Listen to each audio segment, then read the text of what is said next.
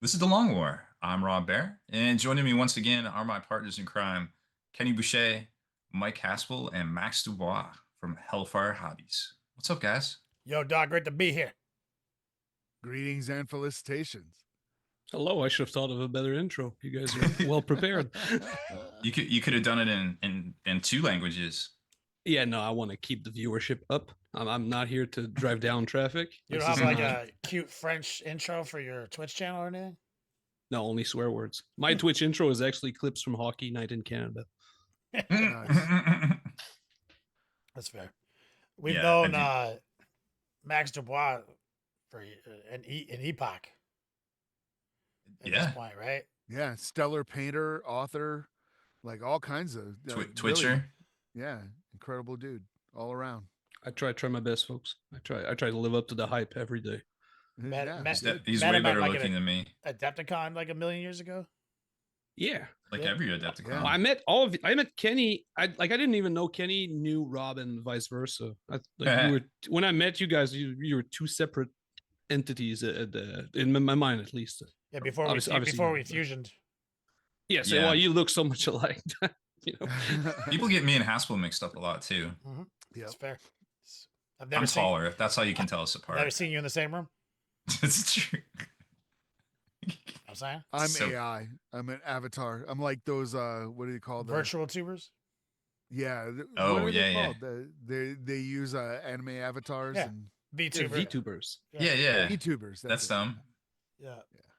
Yeah, but you guys can't see my hands because I'm animating my guest bill as we speak. You can't see my hands because hands are hard anyway. So like, I don't need to see my weird AI spaghetti hands. But so yeah, we've known Max Dubois for a long time. He operates under the brand Hellfire Hobbies. Any other accolade like commission painting? Do you own a store?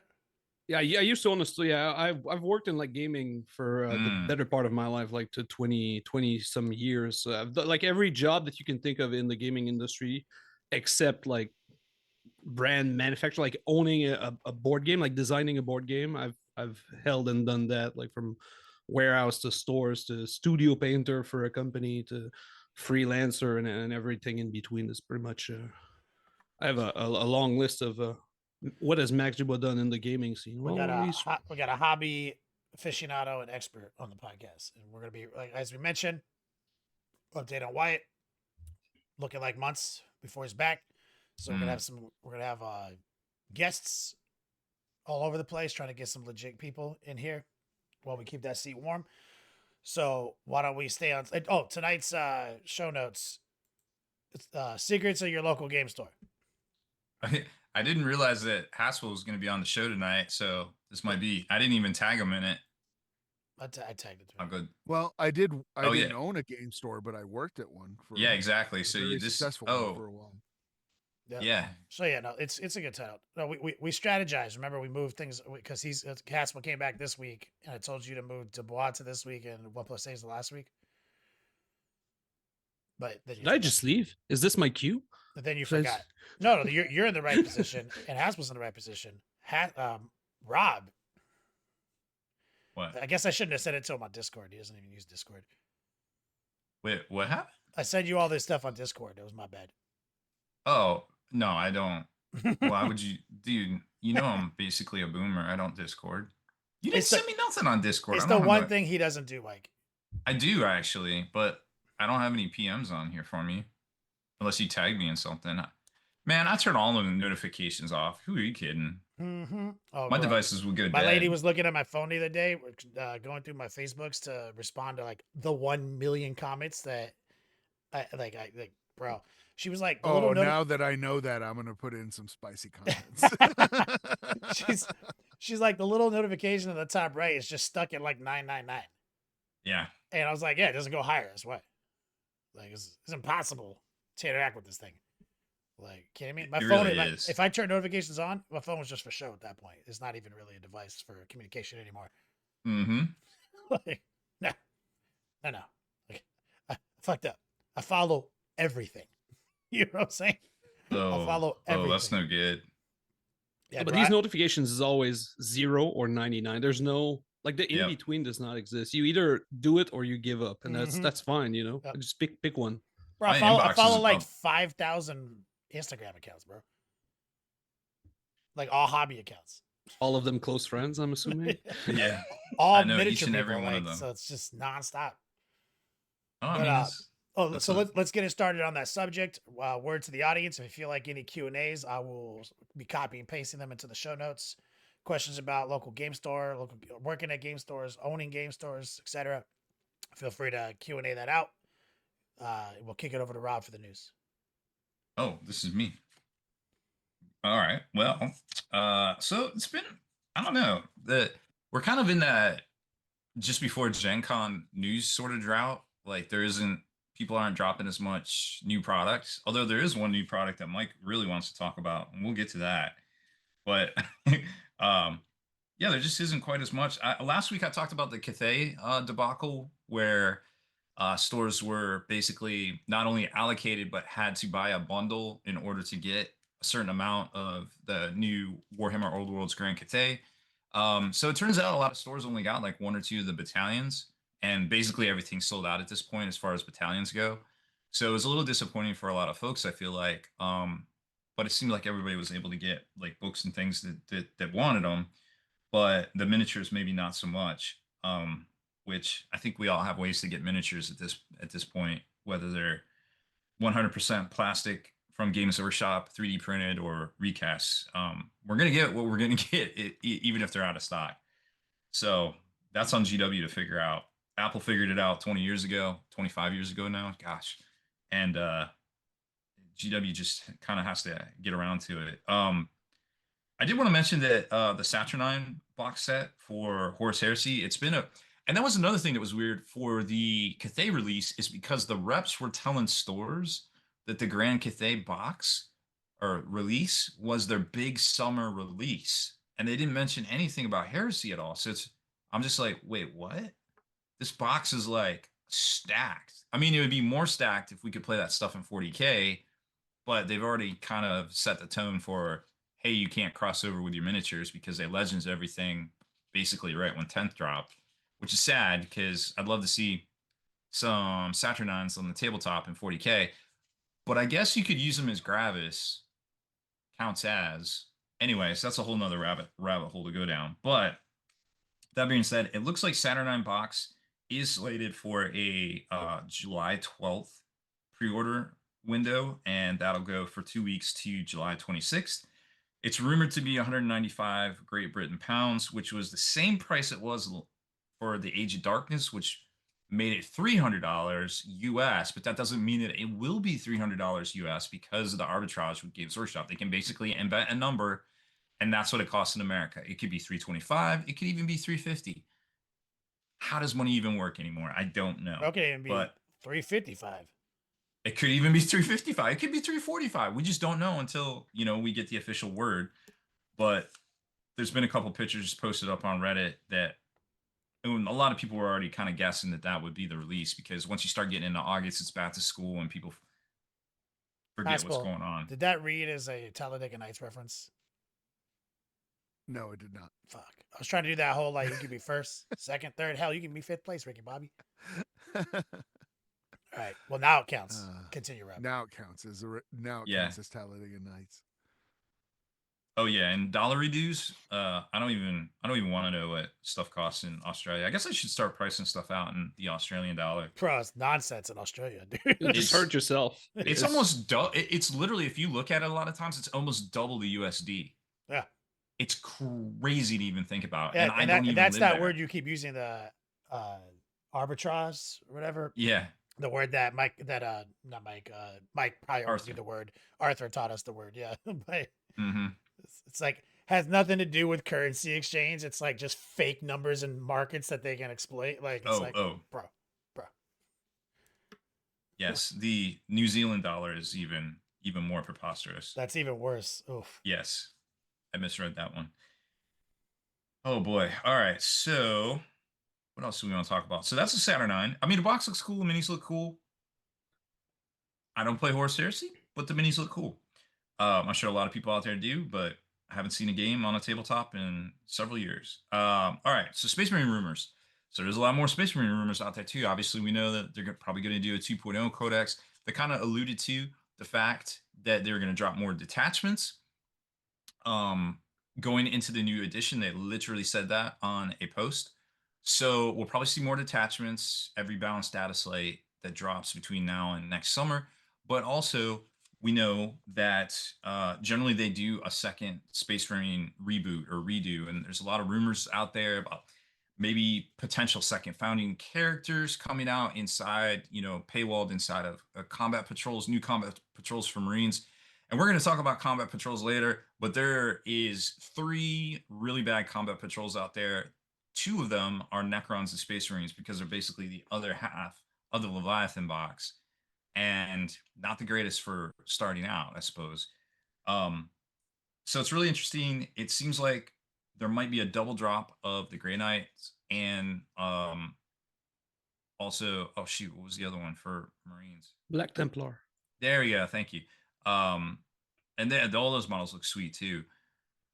In August, and then heading into October, there might be the Space Marine 2 drop, which would mark exactly 2 years from when Space Marine dropped from the initial rollout of 10th edition. So it seems like we might not get a whole what was it, like a, what do they call it, campaign book? We saw Arcs of Omens, we saw Psychic Awakening leading into the new edition. We might not get that this time. We might get like a stretched out Space Marine kind of supplement stagger, some detachments in the battle slates or battle data slates.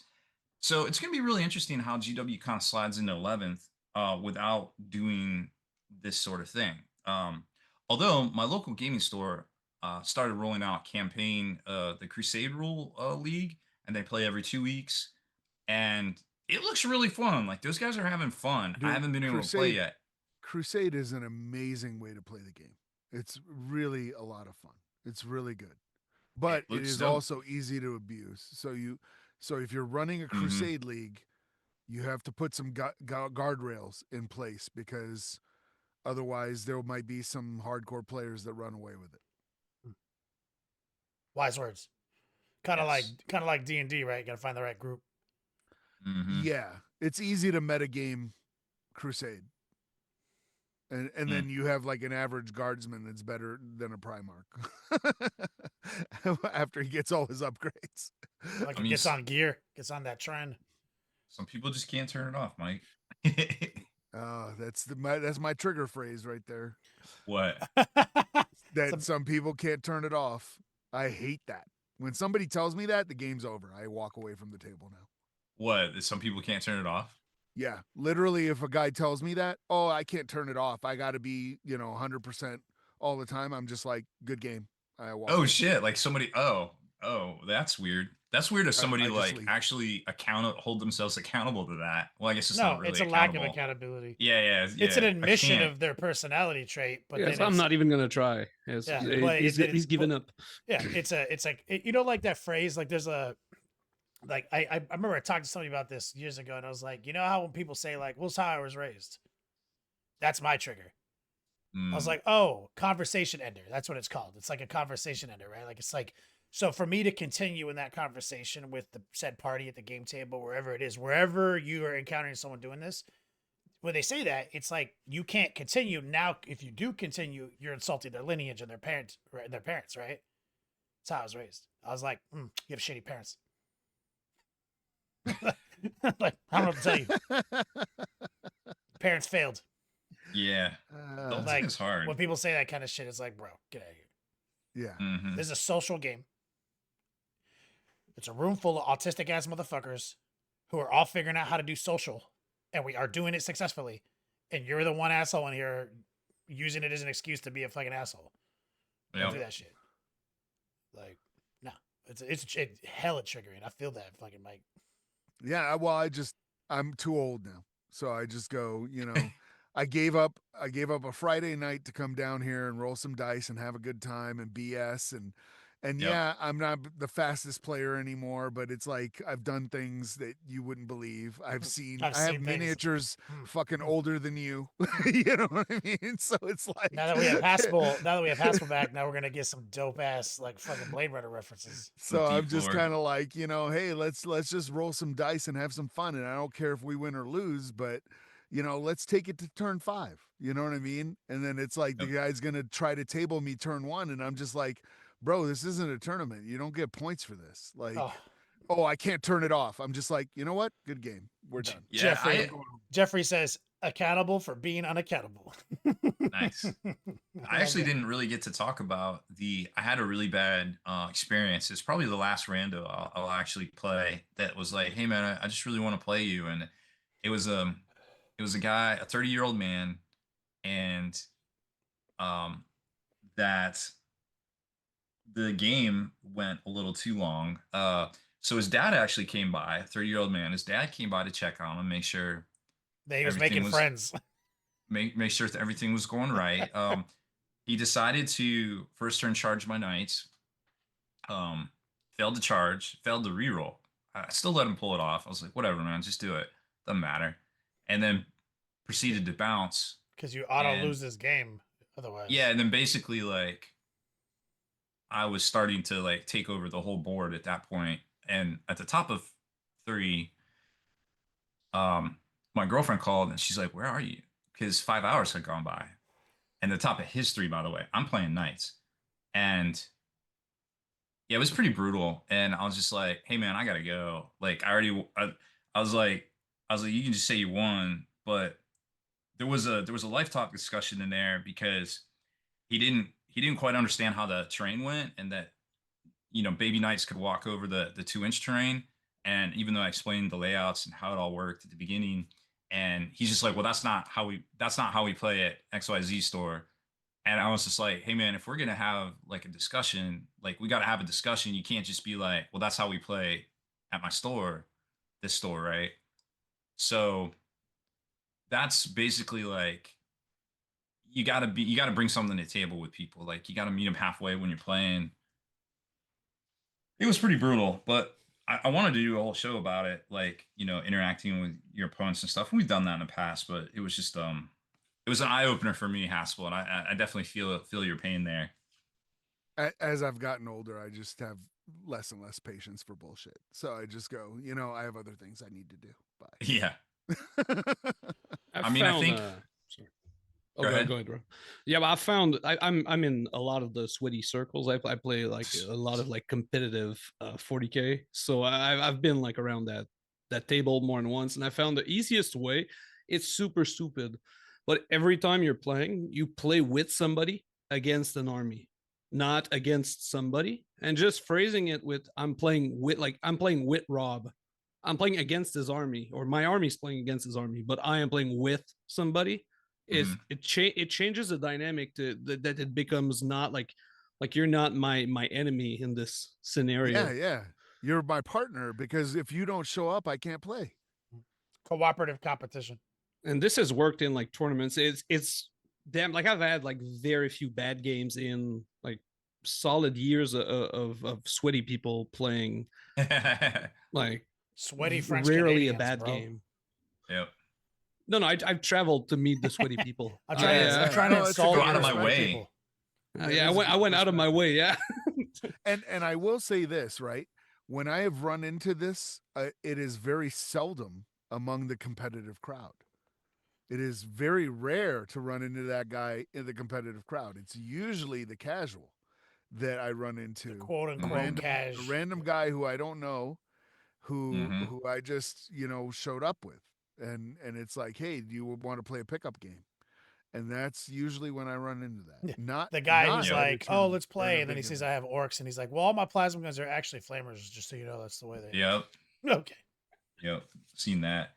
Anyways, I wanted to get into a little bit about the drop pod because it's coming out this week along with all the other new Space Wolf bits and bobs, but except for the Combat Patrol, which might be further down the road. But suffice to say, it's $80 for 2, which I don't think I kind of figured the price point would be more, but It doesn't seem unreasonable. That's honestly not too bad. No, no, it isn't. So it's gonna be interesting to see how it shakes out in the community because we talked about it a whole episode. I think it's definitely already polarizing. So let's see where it goes from here. And the last thing I want to mention was that there's a big lawsuit happening right now where Disney and Universal Studios are going after Midjourney, because basically, they can make movies that with Disney and Universal Studios IP, like, and it was really interesting to kind of read through it and see the examples, like the prompts they put in to get, the stuff that was IP or copyrighted rather, and it's gonna be worth watching where this goes because this is technically the future here that's going to shake out from this, and to see these big guns going after comparatively smaller perhaps mid journey might set a big precedent,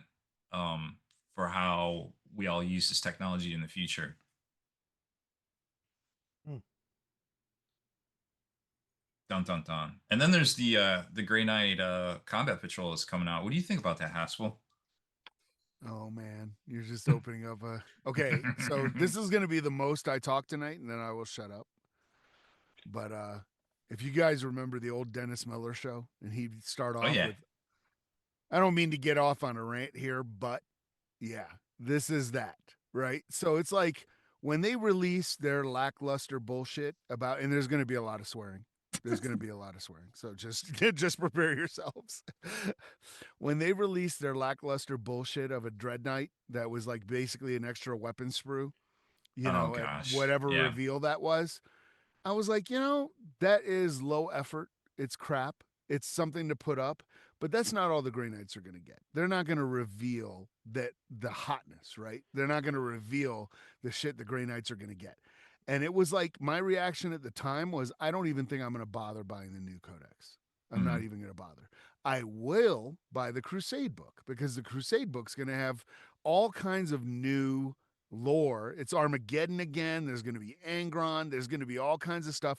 And I still stand by that. The Crusade book I'm going to get if I can get it, which I won't be able to.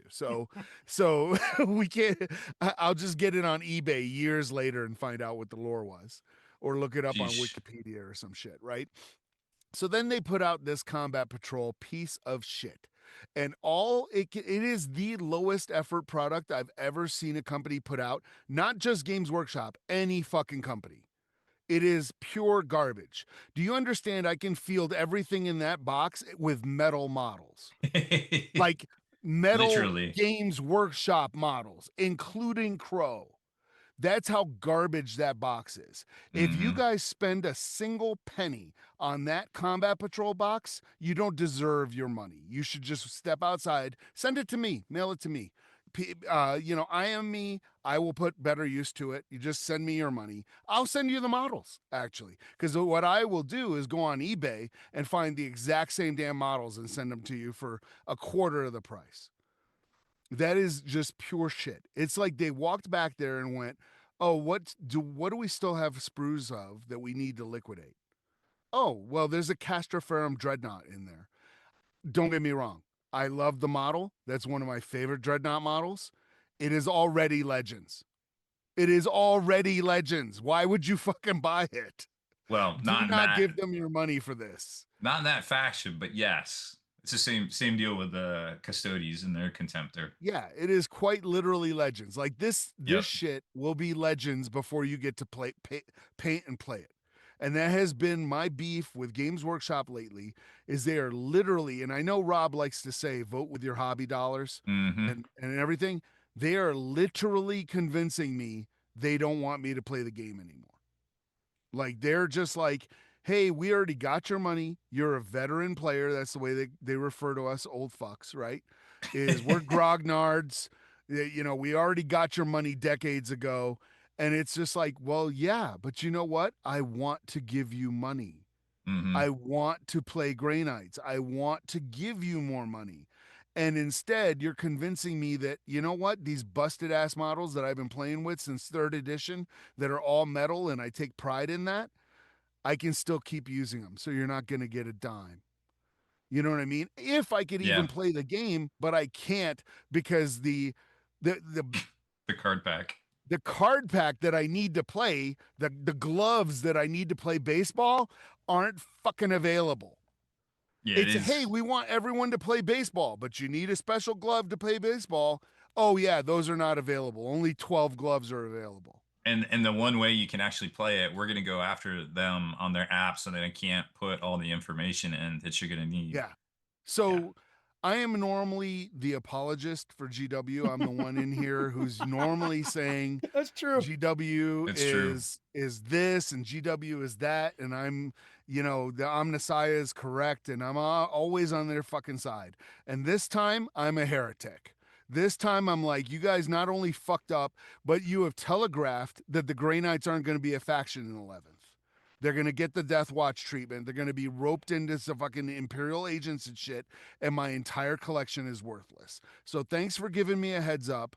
So I'm out until 11th. I'm done. I have one viable army, which is Necrons. That's it. You guys have legended everything else in my collection.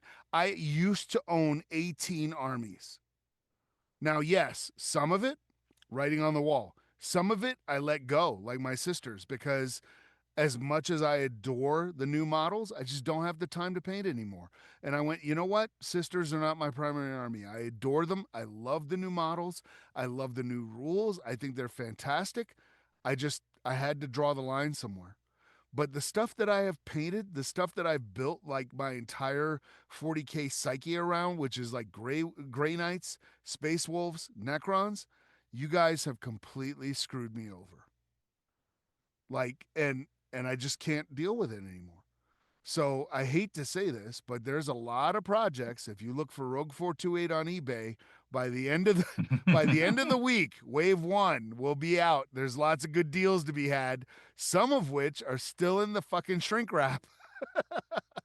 We were That's joking wild. about this before, like Space Wolf Flyers, like Santa Logan with his sleigh, which I still like that model, so I might keep it.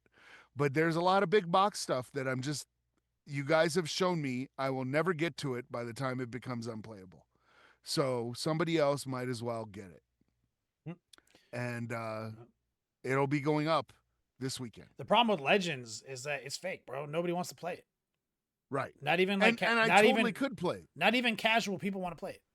No, I totally could play with all my legend stuff. It's completely valid until 11th drops and they stop the support for it, right? The Legends rules they're not going to That's right. They're not going to it's not going to be infinite. So it's like if it's a really cool model, I'm like, you know what? I can't play the Fellowship of the Ring anymore either. You know what I mean? I have tons of Lord of the Rings crap. I have whole armies of Lord of the Rings. I'm not upset about that. I'm just like, hey, I get it, but the models are so incredible. They move from the tabletop to a display case. And they're gorgeous and I still take pride in them and I love it. But this Grey Knight bullshit, that was a slap in the face. Yeah. That was hey, not only do we not want you to play Grey Knights, we don't want you playing the game anymore. We don't want Grey Knights as a faction anymore. That's the signal they're saying. And I don't even know how much that combat patrol costs, but if it's more than fucking $40, it's too much. You can literally buy everything in that box for $40 on eBay. Like it's a Castroferum Dreadnought, for crying out loud. You don't even get the new Dread Knight. You don't even get a Grandmaster and a Dread Knight. And by the way, that's kind of weird. I hate to coach them on their own fucking game. Do not put a named character in a combat patrol. Like that's idiotic. Yeah, that's a balance issue. All right. I'm done. End rant. End rant. I have purged my demons. We're gonna talk about a lot of things, but first, just a quick reminder: LVO Long War doubles tickets on sale for possibly the only double turn year in LVO history, where we have 2 LVOs inside of 1 calendar year because of their big transition to the new venue. And also a reminder of Challenger Cup. It's sold out 8-man teams, but I am teaching IRL classes there, so potentially one of the only times I'm going to do that this year. I'm sorry. When is new LVO? I wasn't aware that they changed. October. Sorry. October is the new date.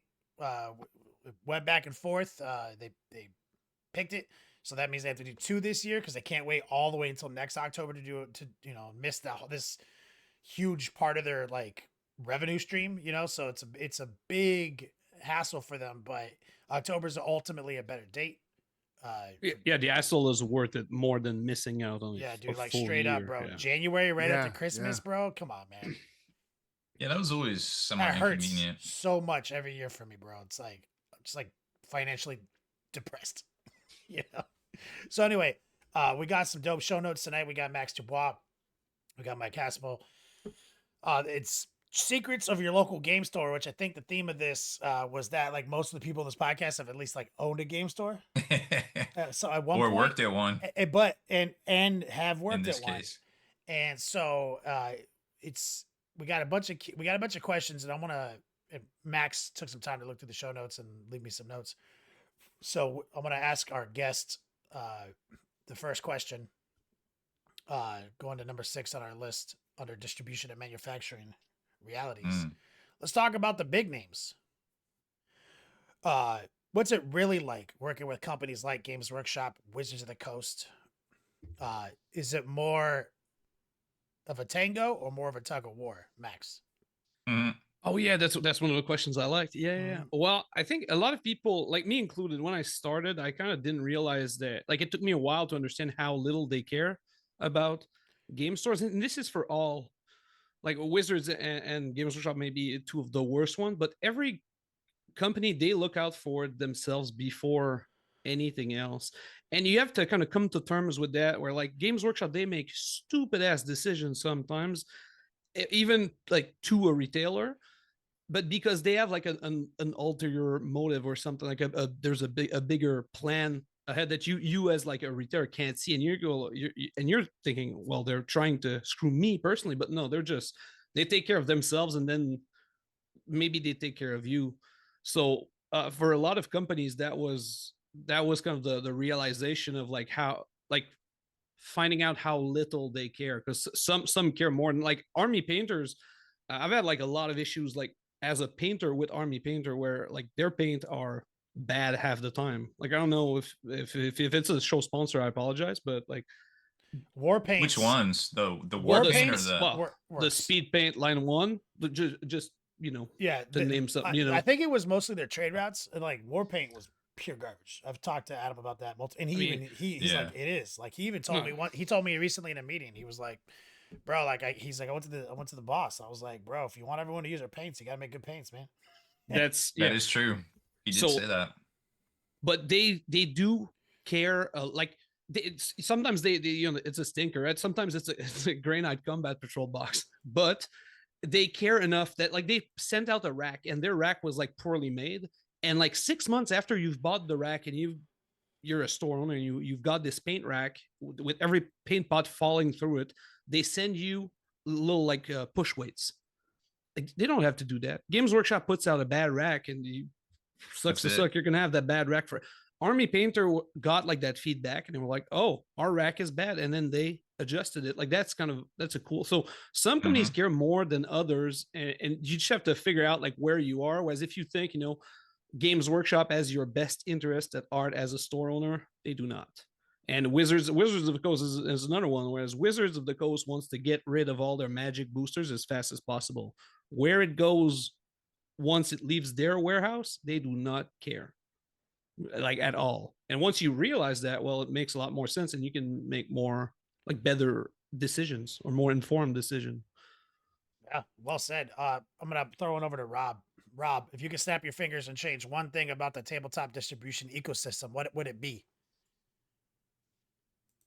I think I think the easiest way to do it is like just make everything orderable online to stores. Like, hey, instead of this fishing for numbers from Games Workshop where they have to fill out a Google survey that it goes into the Maybe just mothership. let me order product. Let me just order currency in exchange for the product, and then place like, product I on my want shelf, this. and then sell it to other people for more currency. Oh yeah, Like, I mean, at the end of the day, you don't need reps. You need reps. You need salespeople. And if you need salespeople to sell your stuff to these accounts, To people like who I are get buying your shit. right, like then there's a problem. Like when they're like, hey, our big summer blockbuster is Grand Cathay. By the way, you need to buy this bundle or you can't get your allocation. Like, what did you just say to me? Like, that's what you need. That's what you need salespeople for, and that's what GW has. But why can't I just go online, click buttons, and order the things I want? And to be fair, like Max was saying, it's not everybody. I mean, it is everybody because you can't do that. You can't order directly from people like Army Painter um, because they go through distribution. So you've got um, you can't you everybody has a terrible website too. Like ACD is a distributor, terrible website. Alliance Games, Oh God. distributor, Yeah. terrible website. Remember Like e-figs back in the day? yeah, Games Workshop's actual like credit control system with stores, like if you have terms and things, it's running off fucking Microsoft from 1995. Like That's so I'm not bad. joking. Uh, So it's there is no standardization. It's just a bunch of every company has their shit just kind of cobbled together, and you got to go through a person. Now, it would be great to have a person if you have a problem, but those people are redundant and they're probably going to become redundant once all these processes get ironed out. But I feel like with Games Workshop, the the people are necessary to facilitate the way Games Workshop likes to sell their product. But if I had to snap my fingers, I would just say if I'm a game store owner, I could just go online to each one of these places and just order what I want, hit click send, the inventory's right, and it comes in. That would be great. Well said. Haspel, what's a trend you think hobby stores need to embrace to stay relevant over the next 5 years? Building a community. Like you're not just a store like a Target or something where people come in and buy stuff. You need to have a community of regulars that feel like it is a family. Like I know I'm speaking about Gamers Haven here. We've had folks have health problems, like severe health problems. Whole store came together, put up care packages, went and visited this person in the hospital. We've had stuff where, and this is going to sound crazy, right? Where somebody was going through a crisis, needed somebody to watch their kid, right? Folks from the game store came together and helped. So it's outside just playing games, right? But you need to build a community. You need to build a loyal base of folks that will be loyal to your store kind of no matter what. So that when something comes up and you go, hey, I wanted that special edition Grey Knight Codex or whatever, and it's super limited and they weren't able to get it, I'm not going to storm off all pissed. I'm like, well, that happens. Like it's a limited edition. They didn't get it, right? It's um but yeah, it's so you build a community that ties into the whole store events, stuff like that. Mm-hmm. I think that's hard to embrace for some folks because if you start to run store events, you also need to have places to play, and that costs rent. That costs money. So So it's kind of like you have to get into it for the right reasons. yeah, Like you have to get into, but you can't have from a the ground clubhouse floor. either. It's Yeah. got to be a business. You Yeah, can't be a that's clubhouse. the big thing. If you have a clubhouse, you're going out of business. Yeah, You're- well, you're- or never growing. Like Right. it's just a clubhouse, right? Which is cool. And businesses don't have to grow; they could just be stable and a fun thing And to I do. guess I'm speaking out of turn here because I don't know for a fact. But my understanding is in that some other countries than the US, like the UK, they have a clubhouse kind of setup where you pay dues Or to rent use or their rent the game tables, space. things like that. Yeah, no, So like there we are used ways to Rob and build I that, used to but say back in the day when every game store owner has the same idea when they're getting close to going out of business, which is we should make it a clubhouse and charge people dues, Yep. which usually means it's too late. And we've always Here in theorized the States. you could open a store with that as your goal and probably find some success in that. But you can't open a traditional game store and then change the model later. That'll never work. So Yeah. you could. I haven't seen any really big businesses doing it successfully, but for example, the Bolters at Dawn guys They have a community. It is an utter club. They have an actual store location with gaming area. With people off the street can buy stuff there, but like the business is entirely supported by the club dues. But it's But not like that's the main difference. yeah, but it's not like it's going any bigger. Like it's as big as it is ever gonna be, and they like it that way. You know what I mean? Like this. But it's a community, right? Like so, you take that group of people, and they probably all came together and did this because the game store they used to go to didn't work on community. You know? Yep. That's what happens. That's usually what happens. Max, I'm gonna sling it over to Max. Yes, sir.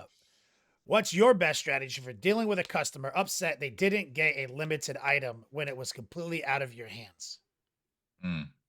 Well, I have so many. That's when you deal with Gamers Workshop, you have so many. No, but I guess two of them. Like the first one is very, I think, controversial a little bit, but for all the complaints that are not like my fault or are not like directly linked to one specific customer, I never put like an email or message. I always say come in the store and talk to me about it, and that would stop like 90% of the like. There's an issue with I don't know what, something's being delayed or whatever. We're not gonna get this or whatever. Come in the store and talk to me. And then no messages. So people that would not really buy or they were not like regular customers, they can't send you like an angry email or whatever. Just come at the store. And then the people that do show up, you know that they care enough, and then you deal with them. And then the second thing is I'm a very upfront guy. Like I tell the truth about if I mess up, I mess up, and I'll tell you. Like one time I deleted like a Google sheet, an entire Google sheet of like there must have been like 20 orders or something on there, and I could remember like about 5. And so I had to make like this insulting, guys, I done fucked up. There's this sheet that I deleted. I lost a bunch of orders. We're gonna have to like bear with me and help me. And it went kind of fine because they also know that when some other company messes up, I was like, hey, this is not on me. There was an issue, or with all the limited characters. Yeah, you're like the buck stops here, bro. I'm gonna fix it. Like I always like put it on me. I said, look, I'll do whatever I want, and then so a lot of the cases I went with like IOUs with the limited edition minis. Like you get 2 of the. I remember when Bellacore came out, I had like 16 Bellacores, I think in pre-orders, and there was like they only made 1,500 1,500 in North America. It was stupid. But that was for me at the store. It was the first time that I was like confronted with it. Like it was the first time I really had a Games Workshop allocation with no warning. No warning, exactly. Yeah, they just so that was a rough one where I know everyone ordered their shit, and then they came out later said we only said 1,500 to the whole continent. And so I know a lot of other stores did not handle it the way that I did. And I remember what I did, it was like a raffle. The 2 that we had, I raffled them off. I said, like, look, I'm going to put all the names in. We're going to draw at random. If yours doesn't get in, I'm going to refund you. And then we're going to find something limited for you to buy whenever you want it. We're going to keep this. And then literally an IOU, like when something sucks. When it gets restocked. No, but that or another product. Like one guy came like, couple of years later with like refund, they can keep the credit for another limited release. Lots of for anything. Cool too. But yeah, one guy came in like a couple of like years later about some other thing, and another limited edition mini. He's like, I know it's sold out everywhere. I know you're keeping one for yourself because I paint stuff. He's like, you remember that Bellacore? I'm like, all right, yes I do. And then I give it to like I'll I owed him one, and so he got to buy it. He was like pretty happy, and that was like that was great. Or the stuff that's like scalper level, the people are not gonna scalp, and then you just sell them to like a decent price because they're not gonna like put it on eBay as soon as they leave the store, right? Hey, Max, have you heard of this?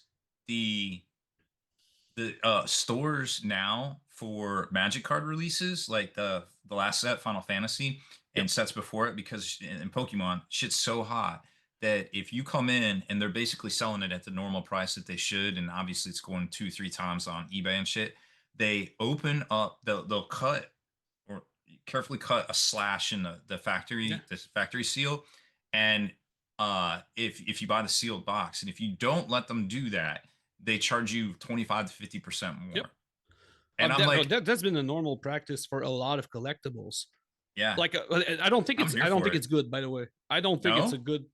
Not overall, because especially for Magic the Gathering, Magic is a collector's thing. Like half of their business, like because Magic is like players, collectors, and like Timmy's playing in the kitchen counter, right? Yeah. So you can't like dick out one aspect. You can't like you take away one whole like all the collectors, like it's a collector's product and they're trying to like piss off collectors. Yeah, I also think it's not smart for the business. I mean, like I can see why you're trying to create balance in the market. Like I can see that it can do that. But like one of the reasons I patron your store is because I'm looking for a deal, baby. You know what I'm saying? Well, I And think the you're second still you getting remove the deal, why do I need you now? But no, it is the deal. But like because the deal is I'm getting it at the normal price and I'm gonna make money on it later because it's a fucking commodity. That's not But- what. But That's not why what we these go to stores thrift are here shops. That's for. why we go to like flea markets and shit. You're looking for Sure. the deal. I'm hunting the deal, son. If you create this like mechanic, which is very balanced, which is if you want to open it right now in front of me, this is the price. If you want to walk out of here, it's sealed in the box, this is the price. Like that's very balanced, and I appreciate that. But like the people who want to don't have walk to out of there open and it. flip it aren't gonna buy it. Right. And I think that's what they're actually trying to do because they have so much of a demand. They're trying to make it for the regulars get it and, you don't have to open it on the spot. They just cut the foil so you can't eBay it as new in box. So, or the wrapping, Yeah. and I get think it. that's what they're trying to do because they have every Tom, Dick, and Harry coming in off the street. I mean, I sit in my local game store and playing Magic or what have you. I might be there 2-3 hours sometimes. And there's probably 10 people that walk in looking for Pokemon, looking for shit to flip. Yeah, and if like 10 I've people never, are waiting out front of my store I've never seen before, that's one thing. and that has been happening to That's one thing. stores when they know that there's going to be Pokemon or the hot Because release. now they're in. fucking up my actual community. Exactly. Yeah, they're actually And that's what's wrecking my actual happening. community. And- Like I'm not against like treating your regulars correctly. I'm just saying Yeah. the damaging a collectible product, to me it feels weird because that's Mm-hmm. like collectors can also be part of your community. True. Yeah, absolutely. It is more my like Oh, I see. because Mike is There's a probably different like way to handle it. What's that's more interesting about this conversation is like in other spaces, I see similar things happening, but they handle it differently. Like for instance, at like my couple of local liquor stores I go to, right? There are some very rare bourbons and scotches that they don't get a lot of, right? So when the allocations come in, they might get 2 bottles. Oh, Like wow. that's it, right? So it's like what happens is you do the whole punch card thing. They're going to reward people that shop there. So it's like when you shop there and you buy stuff, you get a little punch card. And instead of giving you like what Subway does, like, oh, on your 6th punch, you get a free sub or whatever, right? It's like, no, you get to cash that in for an allocation. So then I can go into the thing and I have 10 punches on my card and I'm like, I want that bottle of Eagle Rare, right? Which is the allocation. I'm cashing that in, right? Because I shop there regularly. I'm a normal customer that supports your store over time, I see what you're saying. which is what game stores need. Like I used to be a very bad customer at Gamers Haven because when something new would come out, I'm an airbrusher. So I would buy the entire box, the entire army all at once. That doesn't help the store. That gives the see. store a big influx of cash, but it doesn't help them over time, right? So I like that idea of like, and I was thinking, how you would apply it to a game store, but it's the same thing. If you shop there regularly and then it's like, oh, the special Magic box came out, we only got 2 of them. Well, I have 10 punch cards. This guy has 15 punch cards. He gets first dibs at it. Oh, he doesn't want it? It's mine. You that's know a what I really mean? good system actually. I like that. So so every time you buy, you get a punch? Yeah, anytime I buy any product in there or whatever above a certain value. Yeah, it's like I get a $50 or punch. more. So it also encourages you to spread your purchases out, like Mike said too, Residuals. and Sorta. make it more sustainable income for the store, and you're in there more often. But you see that's a gripe I have with like Mike feeling bad about buying whole armies. Like that's the store's problem. You don't have to. Customers don't have to. Some of that's just budget going to for you. happen. Yeah, but buy the way that you want to buy. Like if I make Mhm. like Mhm. how many stores make like a buttload of money in December, like end of November, December. Like, Oh yeah. hey, you know, It's you when want to you know make what? it, yeah. February is gonna be a shitty month. You know why I know this? Because February is always a shitty month. Mhm. How Yeah, about that's you true. save some of that December money and not try to force your customers to come in February? Like, you Mhm. know, it's so that to me that doesn't make you like a bad client because you bought it at the store that you play. If you bought it all cheaper online, then you came to play at the Haven with your all airbrushed army that you didn't buy there because it was 5% cheaper. Now we can have this conversation. But I to me, like, Sometimes though, you do end up with a customer who's like too good, right? And that's kind of like what Haspel falls into. Like he's too good, right? Like he comes in, he makes the big purchase, drops the cash flow, but it like it like I need other people to be encouraged to spend money too. Because or Haspel's multiple always gonna Haskells. come in here. I've already got this dude. This dude is our loyal dude. You know what I mean? And he kind of chokes out. He kind of creates a bottleneck in the new player acquisition market, right? And so, like, I understand where he's coming from, but it's ultimately a good problem to have as a store owner. It, Yeah, it's exactly. it's ultimately something I didn't understand until I worked at GamerSing. Hmm. As a customer, I never understood never understood that. But it was like realistically, even if I'm airbrushing an entire army over the course of a week or whatever, there are going to be pieces I don't get to. And by the time I get to them, they could have been sold to You somebody could have else. bought They it. You could could have have been on bought it the later. shelf. I could have bought it later. Is what I'm getting at. Is I could have bought it later. Mhm. You know what I mean? I didn't need it now. I could have waited and gone, oh, I still need that tank for that Emperor's Children army I'm building. That's a GW issue. You know. They programmed you that way. True. True. Let me keep it going for a little bit. Hmm. Rob, what advice would you give someone about opening their first store besides don't? I love how it said don't, because it's like I That's got literally would be the outsmarted. first thing you say. Don't. Like Literally. if The you second had thing would to. be like, how much you got, and like yes or no. Yeah, you would ask them how much you have, and then you would say if it was the right number, you'd be like, okay, that's a good number, but it'll probably be much lower than it needs to be, and you will tell them that's not enough, dude.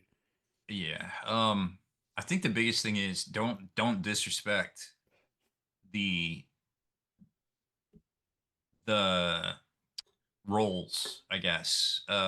Because everybody thinks they can just run a game store, and maybe you can, maybe you can, but one person, it is very hard to run a professional game store as a business, because you need you need a bookkeeper, you have to do stock, so you need somebody to do stock. You need marketing, so you basically need to have somebody dedicated to running your email list, marketing to people, um social media posts and things like that. Understand Then who you you need, are in this chain. yeah, and you need a community leader. Like, you need all of these things. Somebody to run events. Like, what are your days off going to be? How are you going to pay yourself? You know, all of these things. Like, setting up your corporation from the get go is huge. There's certain advantages and disadvantages to the way to do it. Like, there's a lot of, like, there's a pregame to it. There's a mustard phase to opening a game store, and there's a lot to it. And I don't think people, they go in with the best intentions and the greatest of ideas, and it suddenly becomes very difficult, very fast.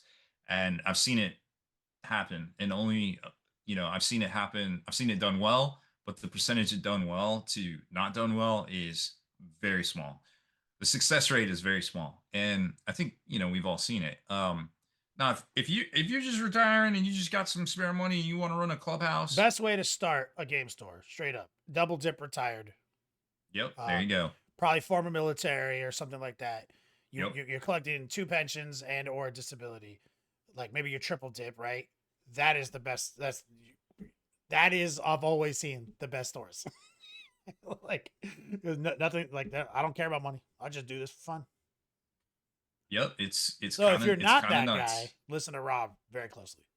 Yeah, and I can be reached on my services, for advice and consultation are always available for the right price. But yeah, I have quite a bit to say about it, and quite a bit of things, that would help a potential game store owner.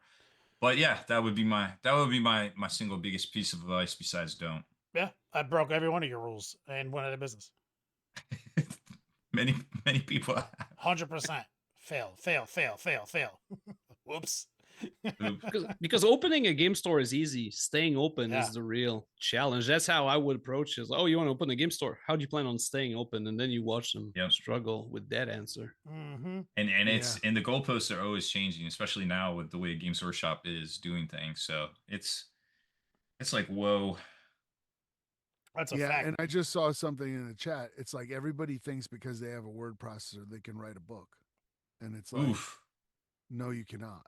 That Mhm. and that's like personal to me, right? But it's like the same thing, and it's like if you're serious about opening a game store, you don't have to do it alone. There are people like Max, there's people like Rob who will Mhm. help you. Now sometimes they might charge money to help you, right? But that's part of the cost of going into business, Yep. right? Is look at it, don't look at it as, hey, this is an upcharge I got to pay so that Max can come in and tell me how to do this. This is how my business doesn't fail in 6 months. It's money in the bank, honestly. That's what I did when I opened my store. I spent like $1,000 to a guy that like a business guy that did not know anything about game stores, and I seeked him out because it was not like a game store guy. I said, like, this is the business that I want, and then explain to me everything that does not make sense to you, and then we'll see if, like, because enough of the business stuff has to matter, because the game stuff is always gonna, like, the Yeah. game part of the That's the store easy is always part. going to matter. The store part of the store You're needs passionate to about it. That's make great. sense. Checkbox. But now we Yep. got to. And that was like probably the best $1,000 I've ever spent. Yeah. Was that business guy checking in on me every like other week or every month, like, and checking that I wasn't like completely over my head with stuff. It's good advice. Yeah, it's a really cool topic we had tonight. We haven't Yeah, that was gone fun. into something like this and so many awesome perspectives. But we're over time now. So thank you to Max Dubois for showing up. Haspel, you got something for us? Me, I'm dishonest. And a dishonest man you can always trust to be dishonest, honestly. It's the honest ones you want to watch out for because you can never tell when they're going to do something incredibly stupid.